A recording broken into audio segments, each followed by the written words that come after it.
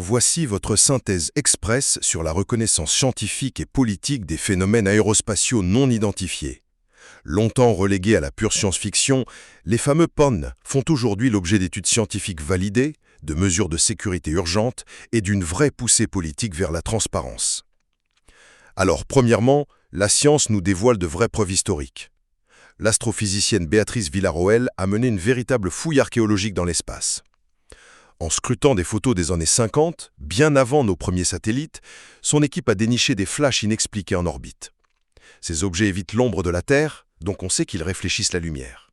Et le plus fou, ça coïncide avec les essais nucléaires de l'époque. Imaginez un peu le cran qu'il faut pour publier ces données face au tabou du milieu académique. Ensuite, deuxièmement, parlons de la menace sécuritaire actuelle. Le Connecticut bosse sur le projet de loi 5082 à cause d'incursions répétées de PON au-dessus de ses sites nucléaires. Et souvenez-vous de l'espace aérien danois, complètement paralysé en 2025 par des drones non identifiés.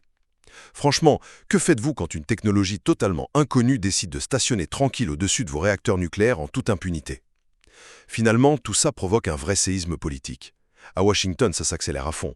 En 2026, l'administration exige la déclassification des dossiers et lance le site aliens.gov.